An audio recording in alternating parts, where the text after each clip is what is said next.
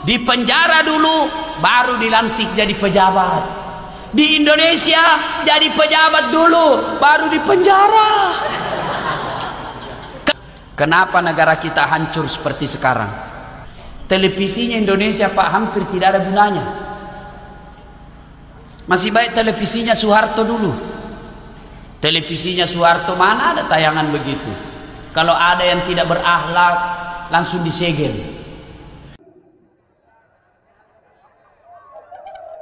Bos, ini gaspol atau rem-rem? Betul. Nah, ini.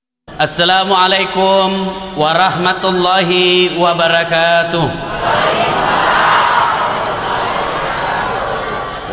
Alhamdulillah, alhamdulillahi rabbil alamin. Wabihi nasta'inu ala umurid dunya waddin. Ashadu an la ilaha illallah wa ashadu anna muhammadan abduhu wa rasuluh. Allahumma salli ala sayyidina Muhammad wa ala alihi wa sahbihi ajma'in. Amma ba'd. Ma'asyiral muslimin muslimat, Bapak Ibu saudara-saudara sekalian, teristimewa alim ulama yang insya Allah dimuliakan dan dirahmati oleh Allah subhanahu wa ta'ala. Kurang lebih 1430 tahun yang lalu lahirlah seorang manusia pilihan yang dibesarkan tanpa pernah melihat wajah bapaknya, dibelai kasih sayang ibunya 6 tahun saja, bahkan dihina dan dimaki oleh sekampungnya sendiri, dan puncak penganiayaan terhadap beliau oleh sekampung dan sesukunya ketika diusir dari tanah kelahirannya. Tapi alhamdulillah, tanpa memasang baleho di jalanan, berhasil menjadi pemimpin yang kepemimpinannya bukan hanya diakui oleh umatnya, tapi juga diakui oleh mereka yang tidak menjadi umatnya. Siapa gerangan manusia pilihan ini? Tak lain adalah baginda kita, junjungan kita, Rasulullah Muhammad sallallahu alaihi wasallam, yang pada malam hari ini kita peringati maulidnya, kita peringati hari kelahirannya, meskipun agak terlambat sedikit. Dek nama agak terlambat, yang penting ipigaui. Bapak Ibu yang saya muliakan, apa sesungguhnya yang ingin kita bawa pulang dari perayaan maulid ini? Ibu-ibu agar romelo tatiwi lisu pole maulu. Telur madocul madodon culenya. Tadi malam main telur, sekarang mau telur lagi. Telur terus. Tentu bukan sekedar telur. Saya alhamdulillah sudah 6 provinsi saya lakukan maulid, dan 37 kabupaten kota yang saya datangi, dan semuanya itu apa tulisannya? Dengan hikmah maulid kita meneladani Nabi dalam kehidupan sehari-hari. Semua yang saya datangi, hikmah maulid kita mencontoh Nabi dalam kehidupan sehari-hari. Masalahnya kemudian adalah bagaimana kita mau mencontoh Nabi kalau sejarahnya kita tidak tahu? Bagaimana kita mau meneladani Nabi kalau sisi kehidupan Nabi kita tidak paham? Ada ibu-ibu ditanya sama anaknya, "Mak, tanggal berapa lahirnya Nabi, Mak?" Apa Nabi bilang mamanya? "Iseng kode, kenapa saya kau tanya dongo? Apa gunamu masih sekolah?" Karena dia juga dongo. Dia balik tanya bapaknya, "Pak, kenapa tahun lahirnya Nabi disebut tahun gajah?" Apa Nabi bilang bapaknya? "Karena bukan tahun kambing goblok." Karena dia juga goblok. Giliran ditanya, "Kenapa Dewi Persik bercerai? Kenapa Syekh Puji diperiksa sama polisi?" Wah, ini semana roh. Padahal bukan itu urusan kita. Dulu Riolo Romai, kita anak-anak cepat sekali tahu sejarah Nabi. Kenapa? Orang tua tak memang nak tahu sejarahnya Nabi. Nah, Nabi tak komandre pada ye. Nak kau tindroi Nabi tak seperti ini. Kenapa? Ibunya memang tahu sejarah Nabi. Saya masih ingat waktu saya kecil dulu di kampung, Ibu. Mamak saya meskipun SD tidak khatam, tapi tepat sekali nak kasih tahu sejarah Nabi kepada anaknya. Dengan cara apa? Lagu. Ada lagunya mamakku di kampung begini. Pada zaman dahulu kala, pada zaman jahiliyah. Ku dengar ki, zaman jahiliyah. Teriak kak, kenapa zaman jahiliyah mak? Nah lanjut si lagunya. Lahirlah seorang rasul yang terakhir dan mulia. Ku tanya, siapa namanya mak? Itu nabi terakhir. Nah lanjut lagi lagunya. Nabi Muhammad namanya. Ibunya siapa mak? Siti Aminah ibunya. Bapaknya siapa? Abdullah nama ayahnya. Di mana tinggal? Pindrang atau Sidrap? Madinah tempat tinggalnya. Terus kenapa Mima? Setelah dewasa diangkat menjadi rasul. Siapa yang angkat? Pak Imam atau ketua RT? Oleh Allah yang kuasa. Allah itu siapa mak? Pencipta alam semesta. Bagusnya lagunya orang dulu di rogaga sikulana. Dari lagu itu kita tahu siapa nabi terakhir, apa tugasnya, di mana tinggal, siapa ibunya, siapa bapaknya.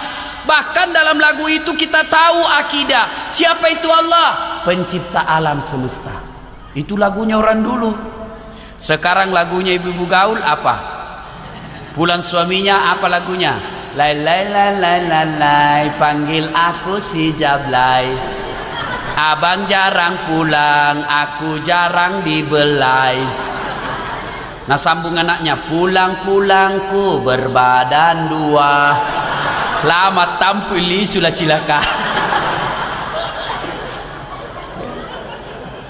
Iya kan? Nah ibu bapak yang saya muliakan, pada maulid kali ini saya tidak bercerita panjang lebar tentang sejarah Nabi dari A sampai Z. Kenapa? Di samping karena keterbatasan waktu, juga karena keterbatasan ilmu yang saya miliki. Saya coba-coba mengangkat kisah sisi kehidupan Nabi. Kisah pertama, si di waktu Pak Nabi tak kalolomopi lagi jalan-jalan di seputar Mekah. Beliau lagi jalan, tiba-tiba tertiup angin rohnya, tersingkap rohnya. Karena dulu Pak belum ada namanya celana panjang, apalagi celana botol. Oh, nggak ada pi. Tahu ki namanya celana botol Pak? Katuma cipilada. Cipi. Sampai-sampai mahasiswaku kupanggil dek Sirgon dulu. Bagaimana caramu kasih masuk itu celanamu? Nah bilang dek kampung anda bapak. Iya bagaimana caranya? Nah bilang ini Pak dikasih kantong plastik. Mulai sekalinya besok mau kau berak tidak dapat kau kantong plastik. Nu joli kini alemu dongo. Nabi lagi jalan, tiba-tiba tertiup angin rohnya, kelihatan betisnya. Bagaimana reaksinya Nabi kelihatan betisnya? Subhanallah, malu sampai merah mukanya. Paitai betina Pak nataro siri, merah mukanya. Masya Allah. Artinya apa? Kalau kita mau mencontoh Nabi pada maulid kali ini, kalau kita mau meneladani Nabi pada maulid kali ini, tanamkan rasa malu dalam hati kita. Taro-taro siri aleta. Sekarang siri mulai hilang. Dulu kalau ada anak gadis hamil di luar nikah, diusir sama bapaknya, masuk ke kampungnya, upaka siri ki, tinggalkan kampung ini. Itu dulu. Sekarang hamil 5 bulan pesta besar-besar, yang mengundang haji ikut mengundang ustaz. Baru 3 bulan sudah pengantin. Mimana nih? Nabi bilang orang, kenapa cepat sekali melahirkan anak? Tak apa Nabi bilang bapaknya, iya silaku. Desi senagaga siri. Kalau kita mau mencontoh Nabi pada maulid kali ini, masih siri ki mapigau salah. Malu dong kalau sudah haji tapi masih rajin mendomi. Pangkatoje itu haji Pak Domesi sepak.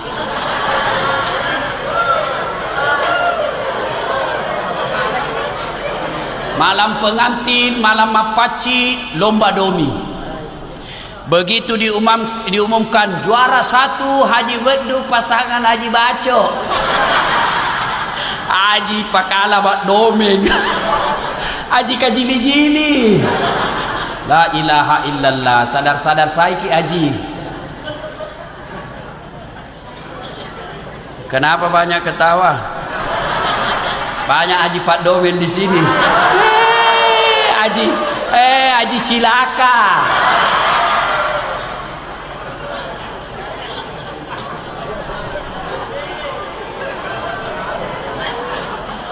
Kalau kita mau mencontoh Nabi pada Maulid kali ini, malu dong kalau sudah hajah, sudah ibu hajah, tapi pergi pengantin masih kelihatan dadanya. Banyak juga itu ibu-ibu haji, talulunan apa rutus kasih pajak sedona, tapi bajunya besar sekali lobannya di depan. Baru besar nuna. Insyaallah. Bu, tidak dilarang berdandan, tapi tutup itu di depan tak. Nah bilang kalau ditutup Ustaz tidak kelihatan berlian.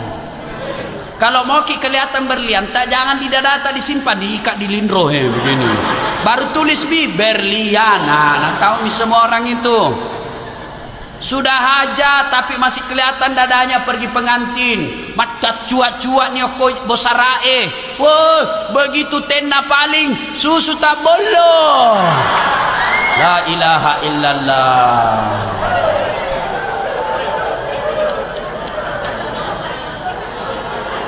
Malu dong kalau sudah ibu hajah pakaiannya seperti itu.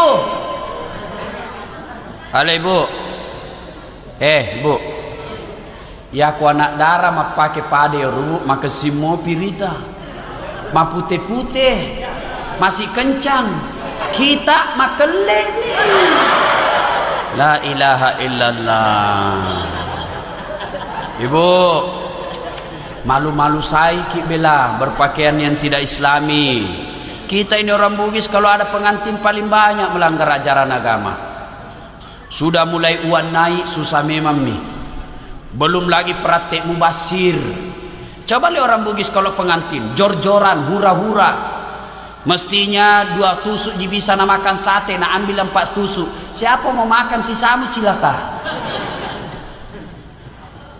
Ini kalau kita mau mencontoh Nabi, tanamkan rasa malu dalam hati kita. Malu dong berpakaian tidak islami. Kalau kita mau mencontoh Nabi pada Maulid kali ini, malu dong jadi polisi minta-minta uang di jalan raya.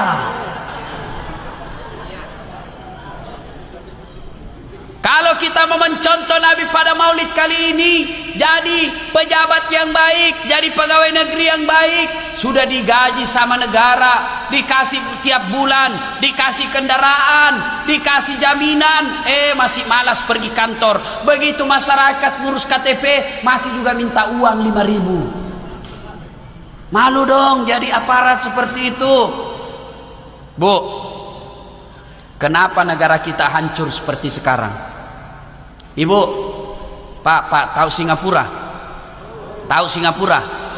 Ya harus Singapura, Pak. Malopoi sidrap na Singapura. Tapi di Singapura, alhamdulillah itu Singapura beli air minum ke Kalimantan, beli pasir dari Kalimantan. Tapi alhamdulillah meskipun kecil, tidak ada masyarakat Singapura datang jadi pembantu di sidrap. Tapi berapa banyak masyarakat Indonesia datang jadi pembantu di Singapura. Kenapa? Salah satu penyebabnya pengelola negara kita mega makura siri perampok. Coba. Dan kita lebih bodoh lagi. Sudah tahu dia perampok, sudah tahu dia suka main perempuan, sudah tahu dia penarkoba, masih kita pilih dalam pemilu. Itu kan lebih bodoh dari binatang. Masya Allah, kalau negara kita dihuni orang-orang makura siri, maka tunggu. Inna adzabi lazadid. Saya kasih kau azabku sangat pedih, kata Allah. Coba lihat kita, Pak. Rasa malu sudah mulai hilang.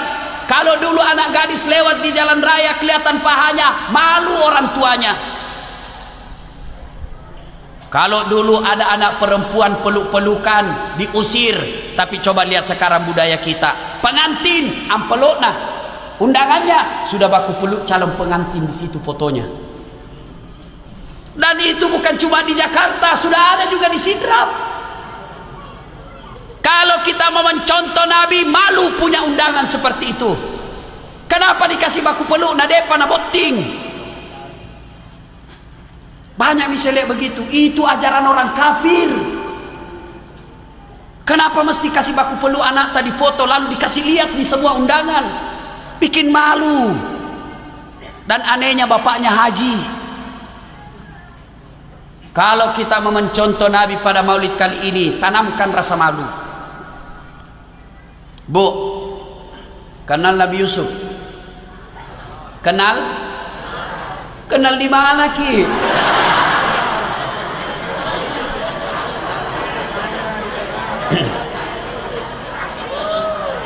Biasanya sih kalau ceramah Pak ada air di sampingku.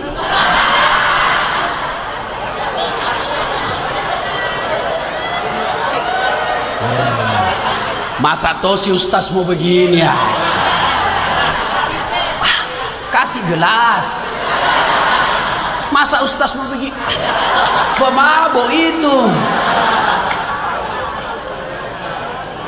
Jangan ketawa kalau ustaz minta air. Kita itu enak duduk-duduk ketawa. Saya ini tadi baru turun dari mobil, belum bernapas baik-baik langsung naik ceramah. Bawa mobil sendiri lagi ke sini. Nanti harus pulang karena besok jam 7:30 harus ke Kendari. Saya selama bulan Maulid ini, Bu, mulai tanggal 2 saya tinggalkan Makassar. Ke Kalimantan, ke Irian, Sulawesi Tenggara, Sulawesi Tengah, Jawa Timur. Tadi malam saya di Sopeng, 3 acara saya di sana. Balik tadi pagi 3 acara. Saya langsung ke sini. Belum sempat istirahat, belum makan malah. Tapi alhamdulillah begitu saya masuk, senang perasaan saya. Weh, banyak yang tunggu ustaz. Meskipun ada ku dengar tadi Nabi bilang, ih mana anakmu apa balik?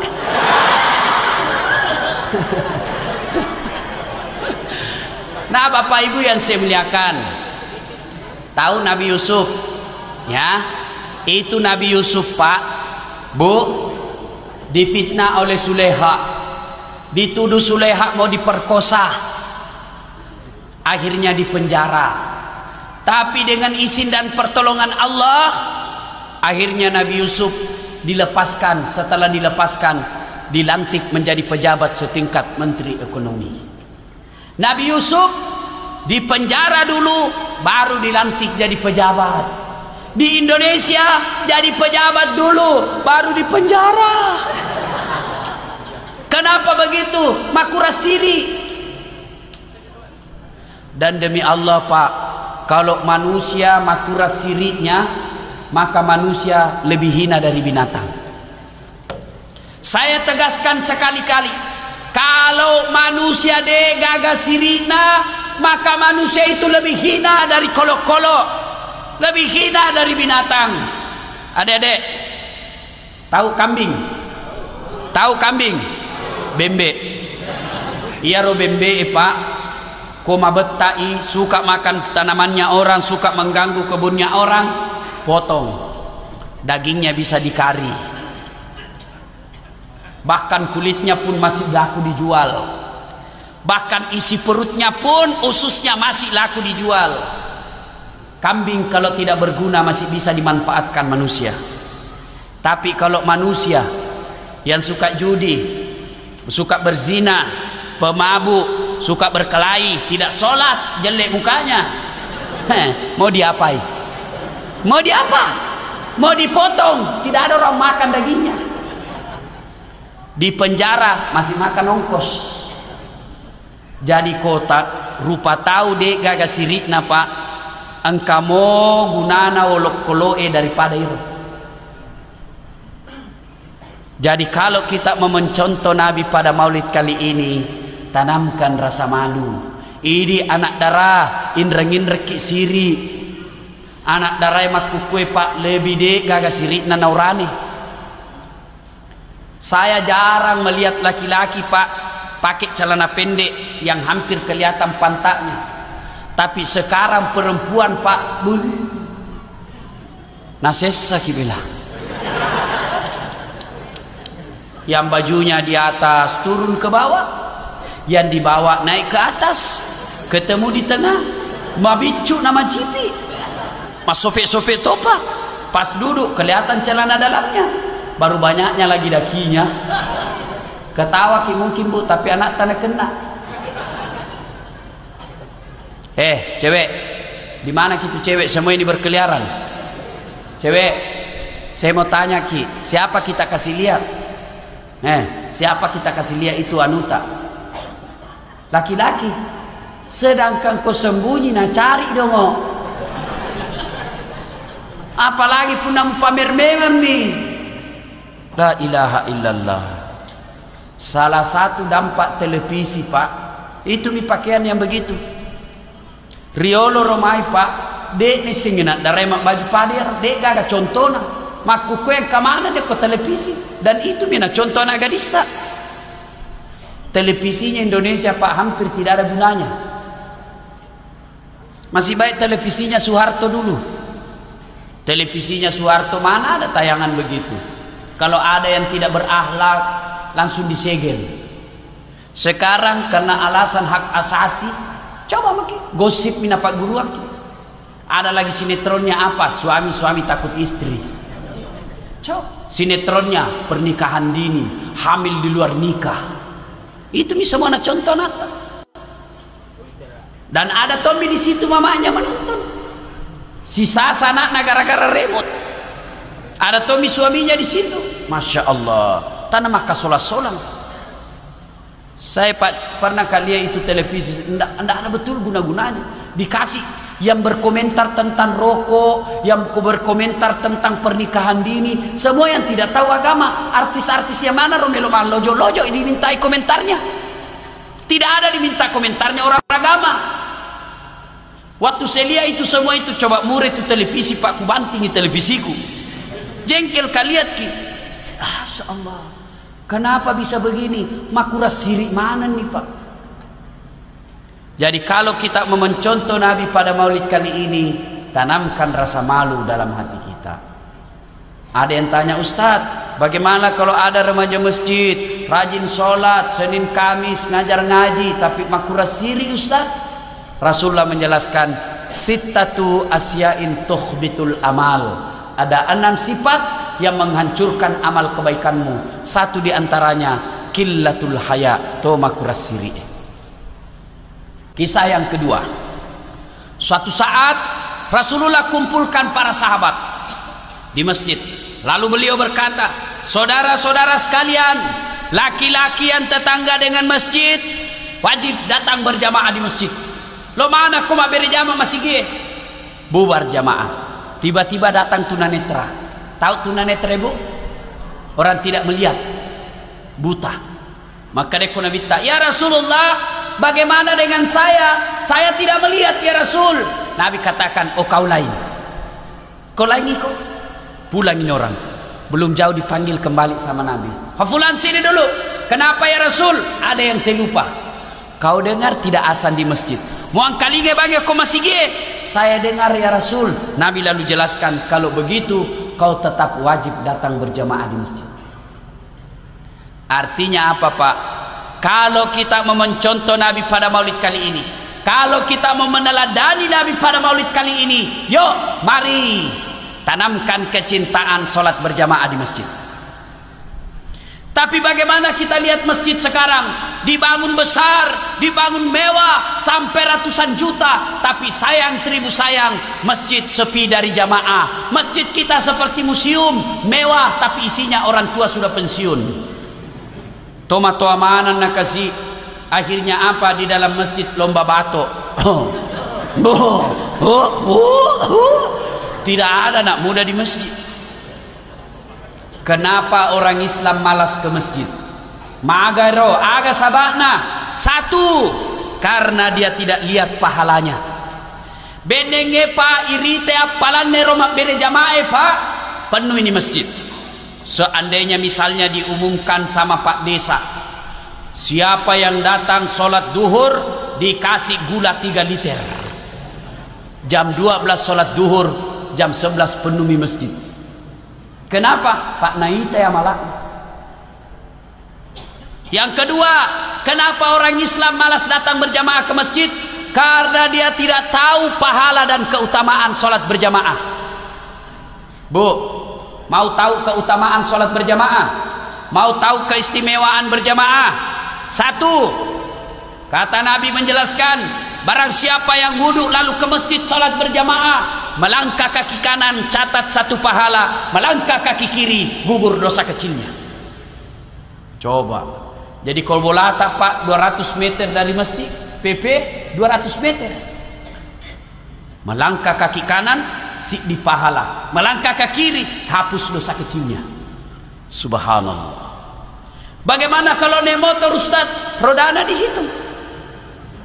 Bagaimana kalau naik mobil? Alhamdulillah apa rodana ikan ya pak. Apalagi keutamaan berjamaah. Seluruh materi yang kita lewati, aspal, pagar, tembok, dinding, tumbuhan, binatang, semua nanti jadi saksi dan akan berkata di hadapan di akhirat kelak, ya Allah, jangan kau masukkan dia neraka, masukkan dia surga. Saya saksinya tanggal 12 April dia datang berjamaah di masjid. Itulah sebabnya, salah satu sebab setiap kita sholat di masjid 2 rakaat pindah, 2 rakaat pindah lagi, 2 rakaat pindah lagi. Supaya apa? Tambah banyak saksi di akhirat kelak. Yang ketiga, keutamaan sholat berjamaah. Seluruh air ataupun debu yang melekat dalam diri kita, misalnya toh bosi naloki masigie, marica wajutta, itu nanti yang akan melindungi kita agar tidak disentuh oleh api neraka. Yang penting jangan salah paham pak. Selesai dengar begini mau ke masjid, nah tunggu hujan keras. Begitu hujan keras, nah buka payungnya jalan. Itu namanya dompala. Dongo. Coba. Itulah sebabnya juga Nabi mengajarkan, kalau kau ke masjid usahakan lain jalanmu waktu pergi, lain pula jalanmu waktu pulang. Supaya apa? Tambah banyak saksi di akhirat kelak. Jangan juga salah paham. Selesai dengar begini, dia mau ke masjid, dia ke lapangan dulu, mutar baru ke pasar, baru ke masjid. Selesai berjamaah. Bukan itu yang dimaksud. Apalagi keutamaan berjamaah, ini yang paling populer, lipat 27 kali. Artinya si semima berjamaah ko masigie akke 20 pitu pi mas sampaja ko mulai napa pada palanna. Apalagi kalau bapak sikat gigi dulu, lipat 70 kemuliaan. Apalagi kalau bapak pakai serban, lipat 70 kemuliaan. Jadi tania serba bawah tu belo-belo, ya aku mas serbaki ake 70 pide nama serban napa pada pas serbangi.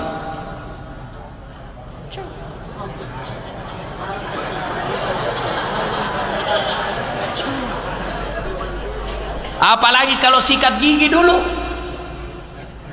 Apalagi keutamaan berjamaah di masjid. Ada namanya doa bersama. Barangkali kalau di rumah salah-salah doa tak, tidak tahu ki berdoa, kita mau minta hujan, ternyata yang kita baca bahasa Arab minta jodoh. Barangkali kalau di rumah kita berdoa banyak sekali dosa sehingga susah sampai doanya. Tapi di masjid ada alim ulama, ada fakir miskin, ada anak yatim piatu, ada janda-janda tua yang teraniaya, berdoa bersama dalam masjid. Gara-gara orang kekasih Allah inilah sehingga semua doa dalam masjid dikabulkan. Itulah sebabnya selalu saya anjurkan, kalau kita berdoa jadi imam, tolong baca doa kasih keras-keras sedikit.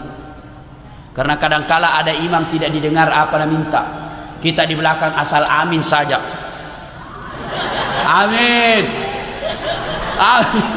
Apa kau minta Ces? Kasih dengar ki. Siapa tahu yang jadi imam seperti ustaz yang tidak ada istrinya.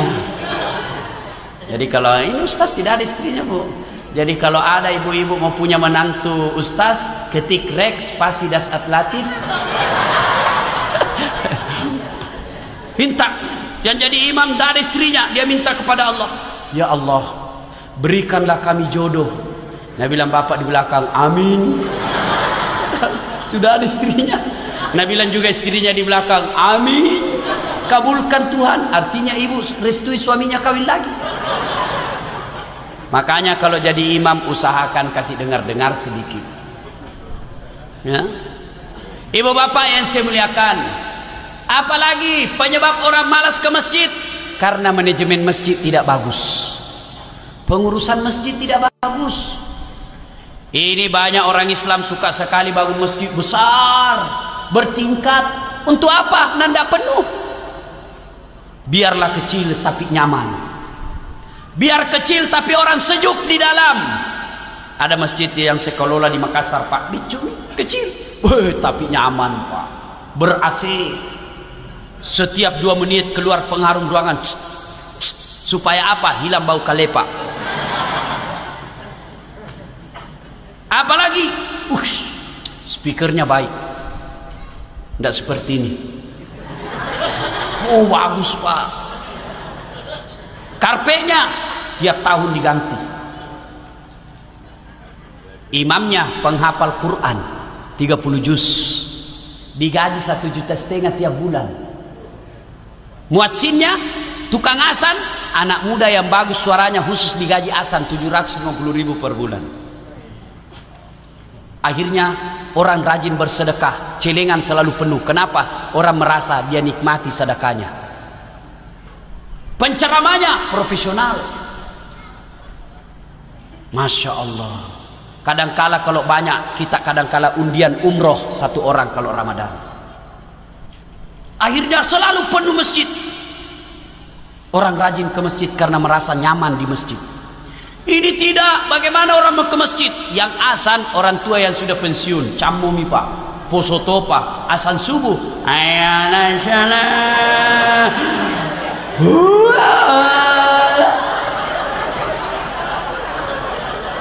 tambah lari anak muda, panas, mapan latoni Pak. Karpetnya 7 Muharram tidak pernah diganti. Begitu orang sujud sangin tecicak sama pasir di dapat. Saya biasa kalau ada karpet begini, biasa saya malas Pak, karena saya alergi debu. Jadi kalau banyak karpet di debu, hidungku gatal terus. Lebih tidak usah pakai karpet, tembok lebih bagus, tidak ada debunya. Karpet biasa 7 tahun tidak pernah dicuci. Karpet bau tai. Coba. Apalagi speakernya lebih banyak rusaknya daripada baiknya. Begitu takbir Allahu Akbar, storing nih, mau diperbaiki, pura di mata kabir, terpasang minggi terus sampai selesai. Coba. Penceramanya mulai salam pertama sampai terakhir, saking perbedaan pendapat na cerita. Semua salah, kayak dia misalnya punya Tuhan. Semua salah, semua begini, haram, bidah. Nah bilang orang ada susah beragama nih. Belum lagi nak cerita sangi neraka. Mulai salam pertama sampai turun neraka terus Pak. Dipotong tangannya, dilipat, dibanting, ditusuk pantatnya, keluar di mulutnya, dibakar-bakar, disemes. Nah bilang anak muda jamaah kopi miskin dia bikin takut-takut. Masya Allah, dapat lagi imam yang balik sunnah Nabi. Maka dia Nabi tak ku mencaji imam ku poncoki bacamu. Woi sekali na mencaji imam, na patoni na palampeki Pak. Apa nak baca? Surah Al-Maidah ayat 7 sampai 25. La ilaha illallah. Ada anak muda baru tobat Pak, belajar ke masjid sholat subuh. Pulang dari masjid saya bilang, anak muda enak sembahyang di masjid. Dia bilang, apa enak Ustaz? Ampun Mak. Kenapa? Dia bilang, itu tadi imamnya sembahyang subuh surah Yasin na bagi 2. Malam pelade Pak. Itulah imam Pak. Sebelum angkat takbir disunahkan mak kita lumon rikiolo salat jami rahimakumullah. Mau dilihat pasukan tak, kalau selepel-lepel ustaz semua ya kasih panjang-panjang karena ustaz-ustaz. Tapi kalau ada anak muda kodong baru masuk masjid, ada musafir yang perjalanan jauh sehingga sholat kita baca yang panjang-panjang, yakin Pak itu musafir tidak mau singgah lagi di masjid Pak. Dede ajam aku di situ panjang sekali bacanya. Coba. Nabi jadi imam, baca yang pendek. Kalau salat sendiri, salat sunnah, baru beliau panjang. Coba Masjid Haram, Masjid Nabawi, Pak. Coba Masjid Haram, Masjid Nabawi. Itu peringkas-ringkas kalau salat 5 waktu. Kecuali kalau Ramadan tarawih, panjang-panjang. Kenapa? Karena imamnya sadar bahwa lebih banyak orang Arab jadi makmum. Coba. Yang kedua kata Nabi, kalau kau jadi imam, bacalah yang umumnya orang hafal. Ya romegan apalah jamaah. Kenapa? Satu, supaya jamaah bisa ikut dan khusyuk dalam bacaannya. Coba kalau imam baca kul huwallah, Pak, biar anak-anak ikut juga toh. Kenapa? Nah, apalah ini. Begitu Pak imam membaca surah Al-Maidah, dia khusyuk dengan bacaannya, kita khusyuk dengan hayalan. Waladhdallin, amin. Dia makin. Kenapa mau ikut? Tidak dihafal. Terpaksa menghayal. Tadi uangku 50.000, beli pulsa 20.000, beli rokok 10.000. Mana ini 20.000-nya? Allahu Akbar, belum pindah dapat. Sami Allahu liman hamidah, masih nak cari. Begitu assalamualaikum warahmatullahi. Oh, di bawah bantal ku simpan. Siapa salah? Imam. Yang kedua, tujuannya dianjurkan membaca yang umumnya orang hafal, supaya begitu salah imam ada yang bisa luruskan. Coba kalau imam salah, yang dia baca surah yang susah, begitu salah, siapa yang bantu? Ya letak. Ada ini cerita Pak, wallahu alam benar atau tidak. Jadi imam Pak kepala kurang anak sekolah, pesantren, lisui, nah bilang orang di kampung, iko yolo na, melo irita palam. Nah baca nih Pak surat malam Begitu dalam perjalanan tiba-tiba ada jatuh cicak dekat kepalanya, tak silengi Pak. Namanya orang kaget, stres hilang hafalan. Nah coba ingat, tidak nak ingat juga sambungannya. Nah ingat tidak bisa. Terpaksa suasana hening, diam semua orang. Ini imam pusing. Terpaksa nak bilang ini imam, tolong bantu di belakang. Nah bila yang di belakang saya juga tidak tahu. Tiba-tiba ada berteriak di belakang. Nah bilang kalau begitu ya sudah, mi Allahu Akbar. Siapa salah? Imam. Ya, makanya tidak sembarang orang bisa jadi imam Pak. Termasuk imam di DPRD dan DPR pusat. Sudah makin memilih DPR dan DPRD. Demi Allah, 3 menit jaki barangkali 4 menit jaki saja mencoblos. Tapi apa yang kita pilih Pak dipertanggungjawabkan sampai di akhirat. Demi Allah, Nabi menjelaskan, barang siapa memilih pemimpin padahal dia tahu ada yang lebih layak dari dia, maka sesungguhnya dia telah mengkhianati Allah, Rasul dan umat Islam. Jadi kalau ada kita pilih A padahal si B lebih baik, dan kita tahu si B lebih baik, tapi kita pilih A karena uang, karena sepupu, karena sekampung, di akhirat nanti masih sakit.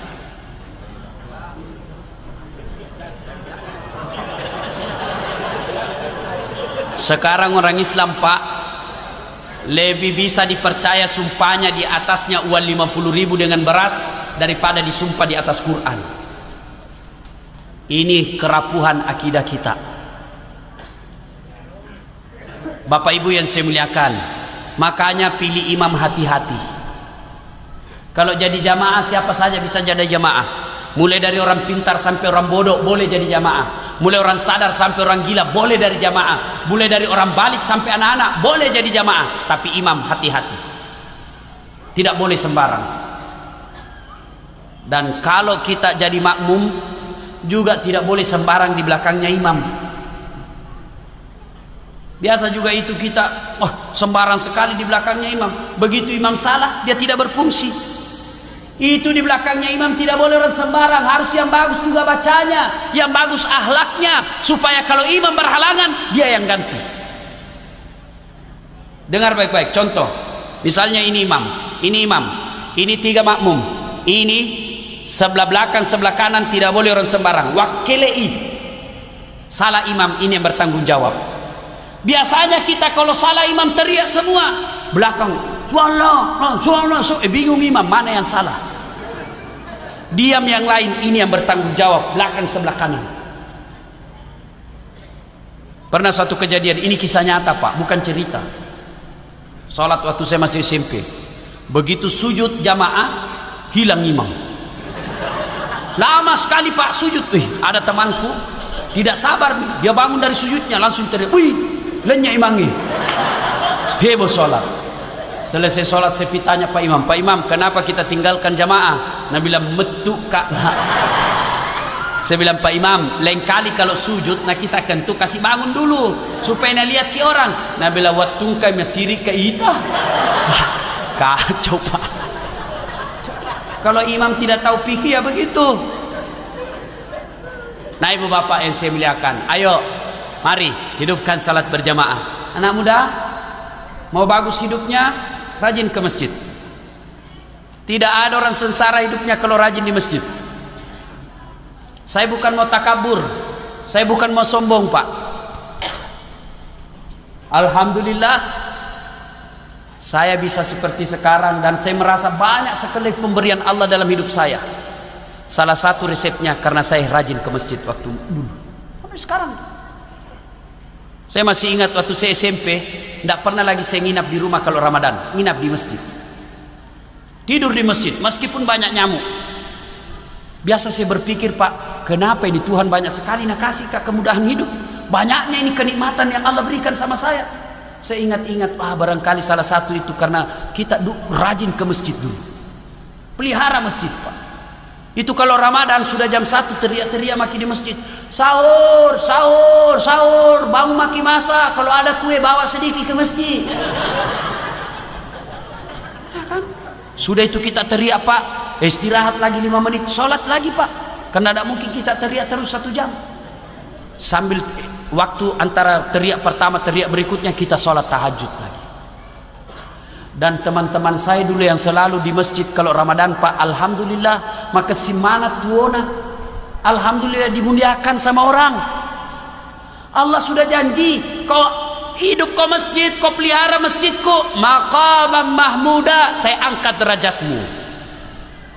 Makanya Pak, kalau mau baik anak tak suruh ke masjid. Tapi bagaimana anak-anak ke masjid kalau orang tuanya tidak pernah ke masjid? Ada masalah tak ibu datang ke masjid? Cuma kadangkala ada juga ustaz larang perempuan ke masjid. Haram perempuan ke masjid. Tidak yakin kak saya diharamkan. Karena tidak ada dalil yang mengharamkan. Tidak ada ayat, tidak ada hadis, tidak ada fatwa ulama. Nabi cuma menjelaskan wanita tidak dianjurkan ke masjid.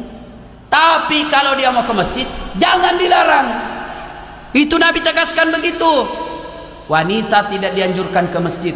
Tapi kalau dia mau ke masjid, jangan dilarang. Kenapa wanita tidak dianjurkan ke masjid? Karena takut keamanannya, takut fitnahnya. Tapi kalau merasa aman dan mampu menghindari fitnah, silahkan ke masjid. Kalau dulu Arab jahiliyah perempuan sendiri diculik dan diperkosa. Kalau kita di sini disidrap, insya Allah aman. Apalagi kalau ibu-ibu usianya 55 tahun, muka keriput, bau minyak gosok, pakai gigi palsu, ke masjid pakai kudung, insya Allah tidak ada laki-laki tergoda. Kalau masih ada laki-laki tergoda, pasti itu laki-laki samberlap, sambaran jina lapo. Ayo, hikmah maulid yang kedua.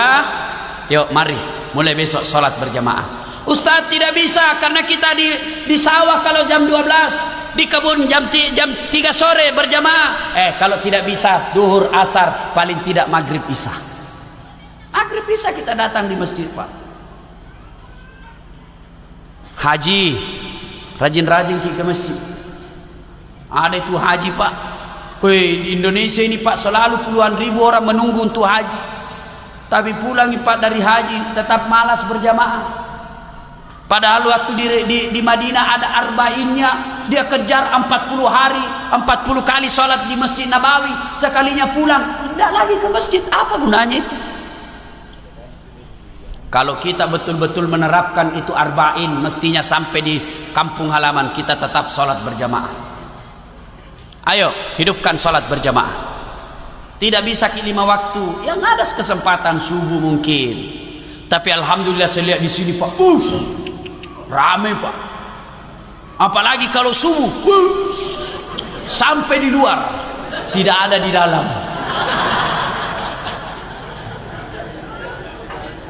Ya, kisah berikutnya. Rasulullah sallallahu alaihi wasallam pernah sholat tengah malam.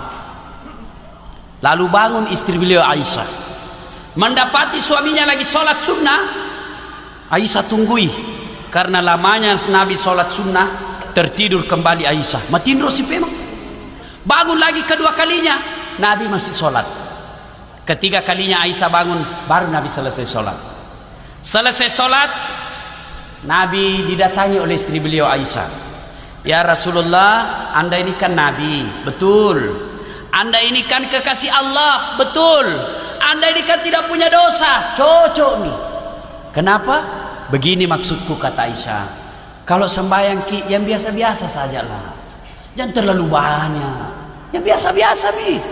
Apa kata Nabi? Aisyah, apakah tidak bagus kalau saya diberi gelar abdan sakura, hamba yang pandai bersyukur?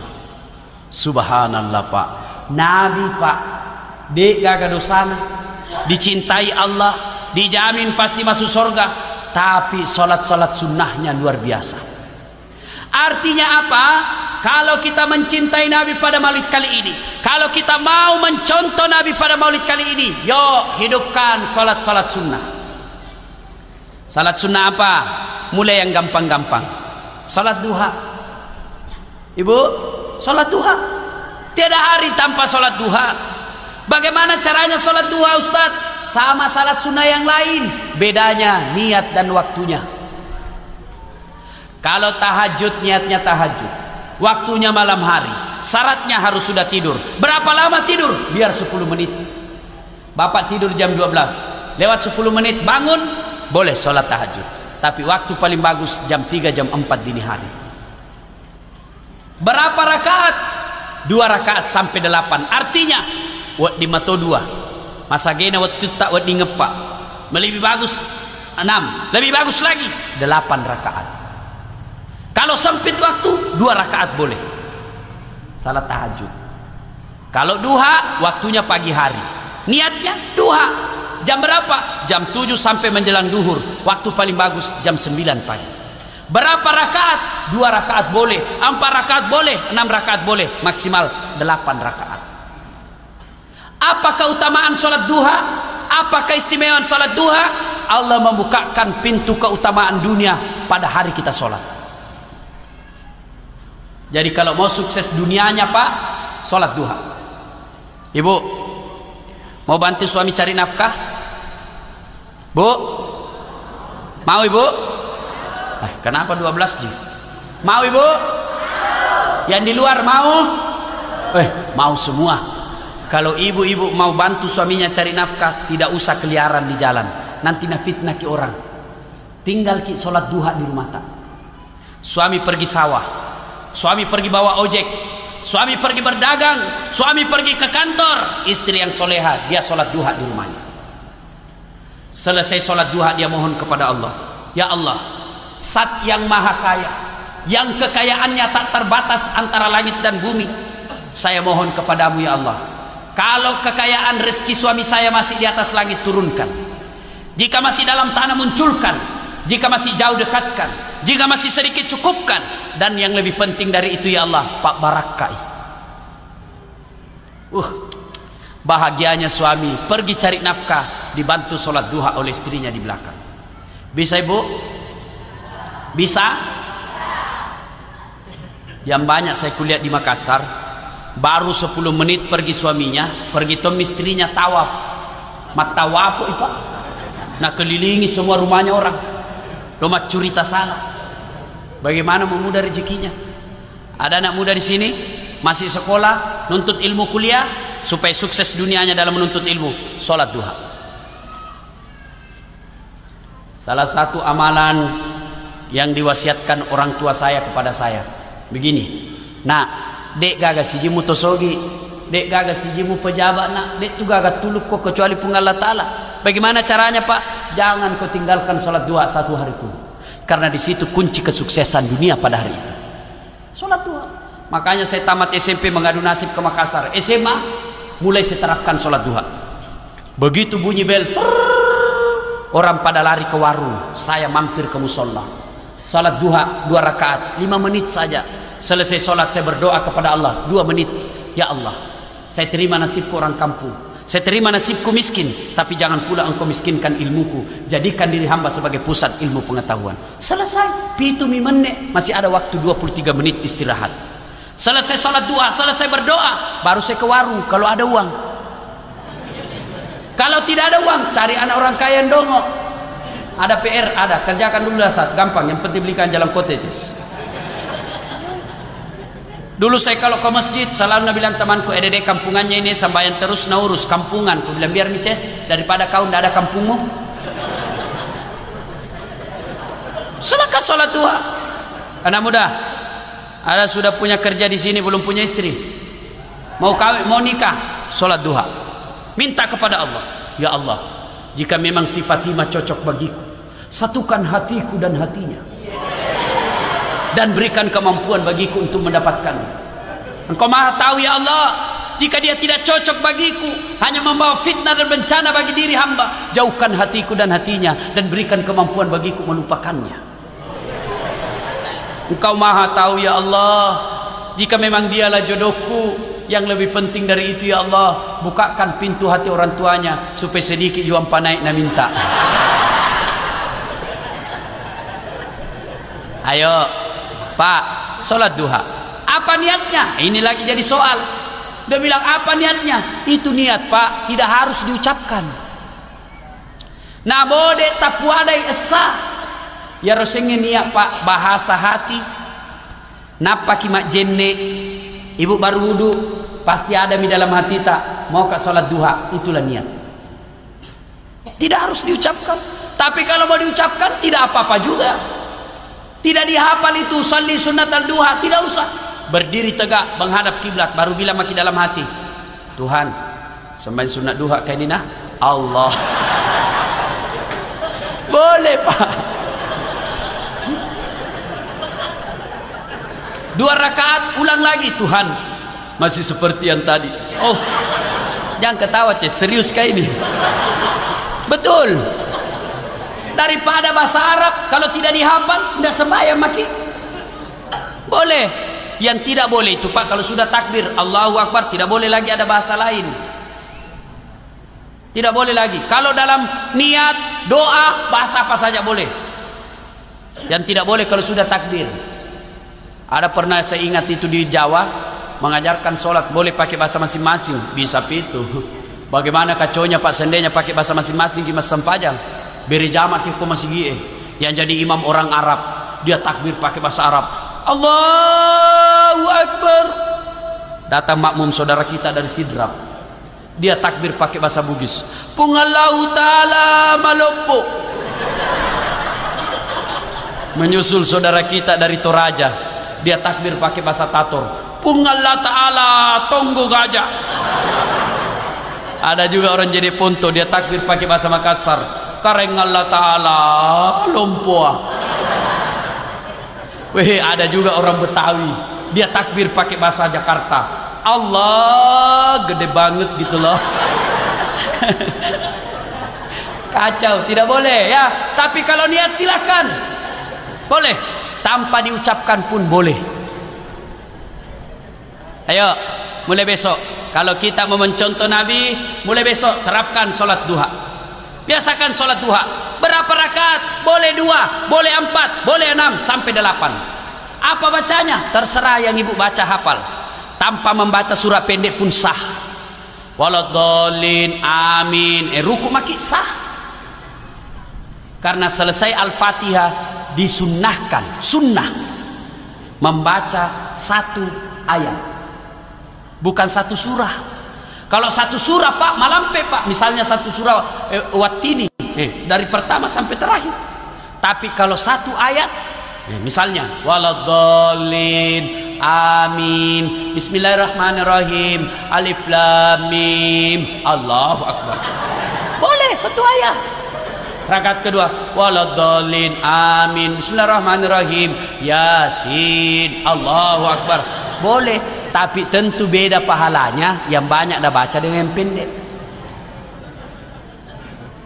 Dan usahakan bacalah ayat yang kita paham. kesimpulannya itu ayat. Tidak usah dibaca, dihafal dan ditahu ayat per ayat terjemahannya. Kesimpulannya saja itu ayat. Misalnya wadduha, tentang ini suduha. Kalau misalnya al-ikhlas, tentang mengesahkan Allah. Itu saja intinya. Tapi bagaimana kita mau husuk dalam sholat, Pak? Nah, banyak ayat kita tidak tahu. Tidak usah ayat-ayat surah-surah pendek. Al-Fatihah pasti masih banyak tidak tahu terjemahannya di sini. Padahal sudah puluhan tahun baca itu Al-Fatihah. Pak, jujur maki. Kandalaka. Pasti masih banyak tidak hafal. Itu bagaimana mau khusus sambayang? Yang penting baca yang kita paham. Jangan lalu kita baca yang susah-susah. Seperti Wattini. Susah ini biasa aku sambung walasri. Wattini pertama, walasri terakhir. Biasa kan salah sambung, Pak. Baca maki yang kita hafal saja. Nah, ibu bapak yang saya muliakan, hikmah maulid berikutnya. Suatu saat Rasulullah Muhammad SAW perjalanan ke masjid. Tiba-tiba dari atas ketinggian ada orang kafir Quraisy, dia ludahi Nabi. Mencui Nabi, tak kena kepalanya Nabi. Apakah Nabi lempar? Subhanallah. Nabi lihat ke atas lalu berkata, "Weh, salah koces, kepalaku udah kena. Tapi tidak apa-apa sih." Lewat hari kedua, diludahi lagi, kena lagi kepalanya Nabi. Nabi katakan, "Weh, masih seperti kemarin, tapi tidak apa-apa." Hari ketiga lewat lagi Nabi, diludahi lagi. Nabi cuma senyum. Hari keempat lewat lagi Nabi, lewat. Mana ini langgananku? Biasanya ada ludahi kain.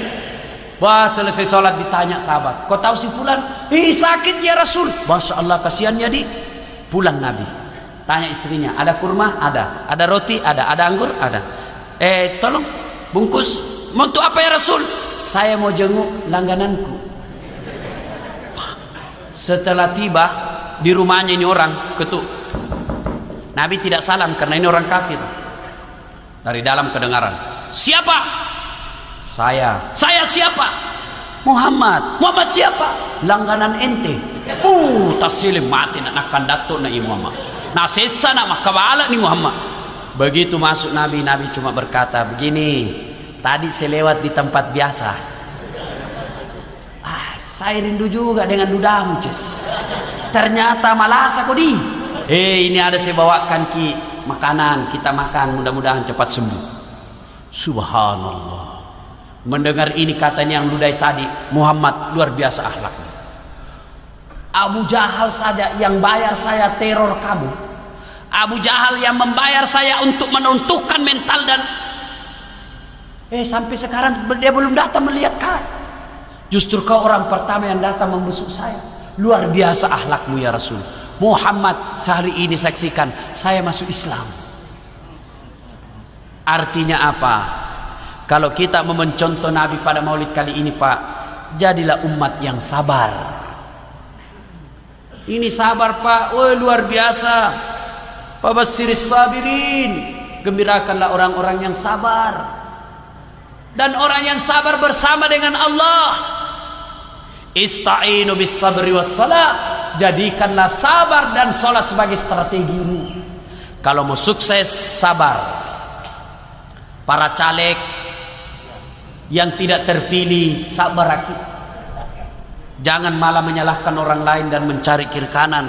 Karena kalau kita tidak sabar bisa jadi berujung ke rumah sakit jiwa. 2 malam yang lalu saya menonton televisi berita. Ada sudah di Bali meninggal dunia kenapa? Caleg kena serangan jantung. Dia cuma mendengar suaranya cuma 16, dia kira 16.000. Sudah tidak terpilih, mati juga. Tapi kalau dia sabar, dia sekalikan segalanya kepada Allah. Jadilah penyabar, Pak, dan memaafkan orang. "Ustaz, sakit hatiku Ustaz, nah fitnah Kak." Biarlah Allah yang balas fitnahnya. Kalau orang cerita jelek, Pak, saya ini sering juga dicerita jelekku, Pak. Saya coba bilang, alhamdulillah, mulai tosi katu amalak matu. Karena orang yang cerita kita, Pak, yang fitnah kita, yang gibah kita, Pak, nanti itu amalnya kita ambil. Jadi kalau ada yang cerita jelek, Pak, tidak usah dibalas. Biarlah kita sabar, serahkan kepada Allah, nanti itu diambil amalnya. Jadilah umat yang penyabar. Jangankan kita ini manusia biasa, Pak, Nabi saja kekasih Allah. Coba ketika Nabi dilempari di Taif, ketika Rasulullah sallallahu alaihi wasallam di Mekah dilempari orang, dimusuhi satu kampung, Nabi hijrah, Nabi pindah ke Taif berdakwah dengan harapan orang-orang Taif barangkali bisa menyambut beliau. Tapi begitu sampai di Taif, Nabi juga dilempari. Jengkel, malaikat Jibril datang, kata menawarkan bantuan. Muhammad, keterlaluan ini semua manusia. Kau berdoa kepada Allah, saya angkatkan kau ini gunung, saya lemparkan kepada mereka, saya hancurkan. Mendengar ini apa kata Nabi? Jibril, kalau Allah mau mengabulkan doaku, saya berdoa kepada Allah, jangan kau hancurkan dia, berikan dia hidayah. Kira-kira kalau saya Pak begitu diserang kepepet, datang Jibril, dasat, tembak nih semua. Itulah Rasulullah Muhammad sallallahu alaihi wasallam. Kalau kita mau mencintai Nabi Pak, tak dampangin itu saleh kidi. Dan orang yang pemaaf dan sabar Pak, insya Allah tenang hidupnya. Tapi orang yang pendendam, dengki, tidak bisa tidur. Orang yang kita dendami, orang yang kita dendam, dia sudah tidur, kita masih gelisah. Bagaimana cara aku balas gini jam 2 belum pakai tidur? Ini orang sudah ngorong nih. Orang suka dendam Pak, tidak ada bagusnya. Serahkan sakit hati kita kepada Allah. Lebih mulia lagi kalau kita memaafkannya. Kalau kita mau mencontoh Nabi Pak, jadilah umat yang pemaaf. Nih selesai orang memilih Pak, yang terpilih nanti insya Allah duduk di DPR, kita jangkit baku musuh-musuh.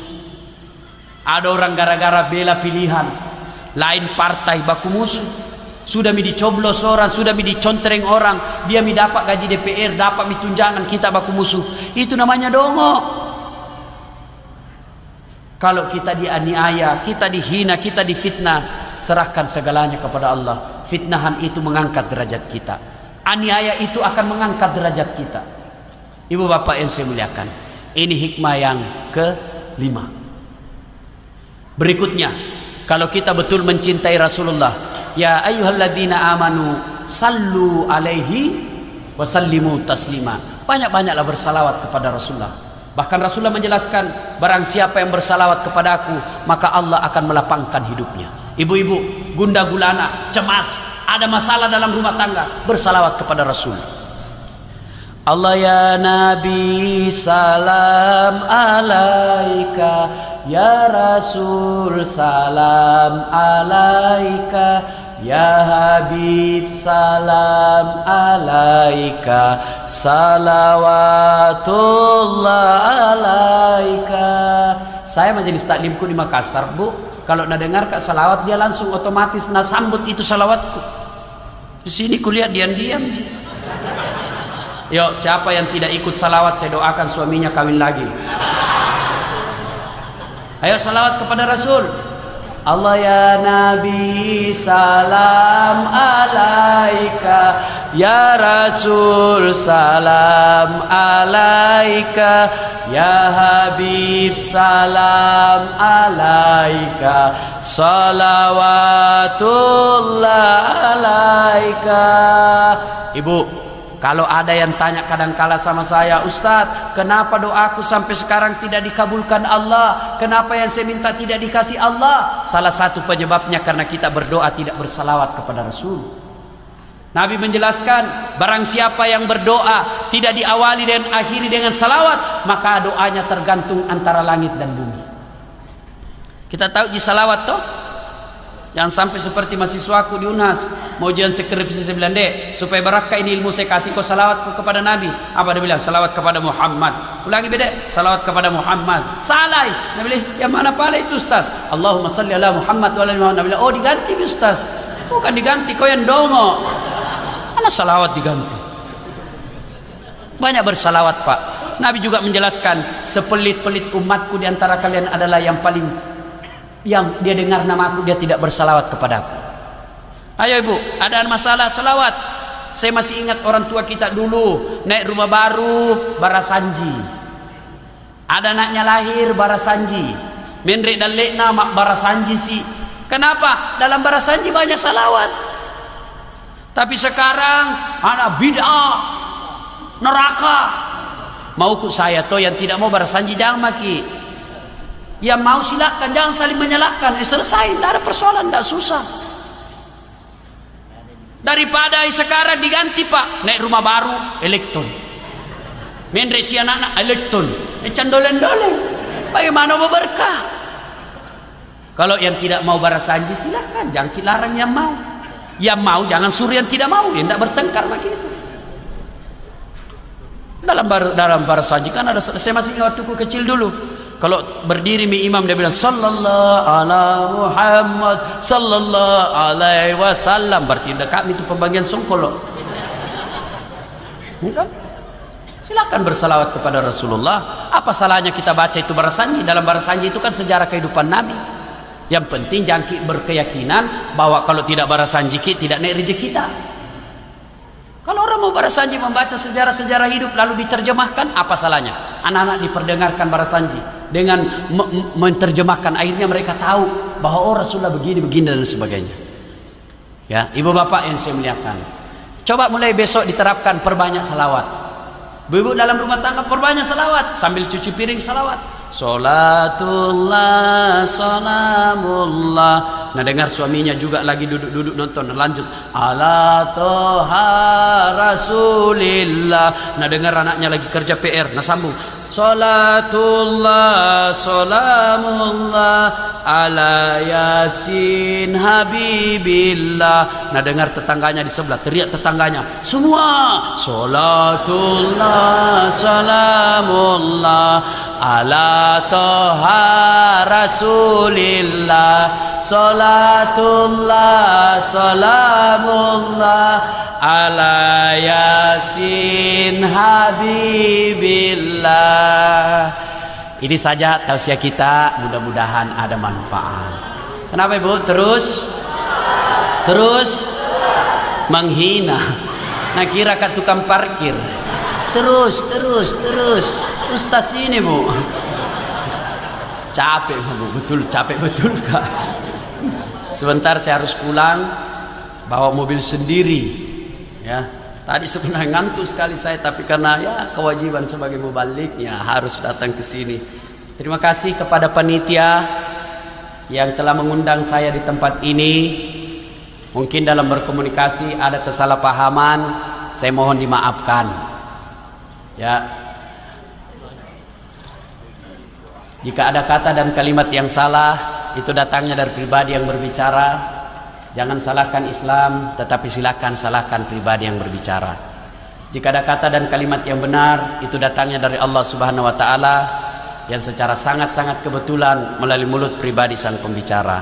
Karenanya tidak penting dan tidak perlu menghargai sang pembicara, tapi hargailah kebenaran yang disampaikan. Sebelum kita akhiri, mari kita berdoa kepada Allah Subhanahu wa taala. Kita awali dengan mengirimkan suratul Fatihah kepada Rasulullah Muhammad SAW. Mohon izin ibu-ibu jangan berdiri dulu. Kita berdoa kepada Allah. Mohon keikhlasannya membaca suratul Fatihah, khasiat dan keutamaannya kita ikhlaskan untuk Ustadz Das'ad. Mudah-mudahan diberikan kekuatan lahir dan batin, kesehatan dan keselamatan lahir dan batin sampai kembali ke Makassar nanti. Ila hadratin Nabi Mustafa Muhammad sallallahu alaihi wasallam, summa hususil Das'ad Latif. Al-Fatihah. Bismillahirrahmanirrahim. Iyyaka na'budu wa iyyaka nasta'in. Surat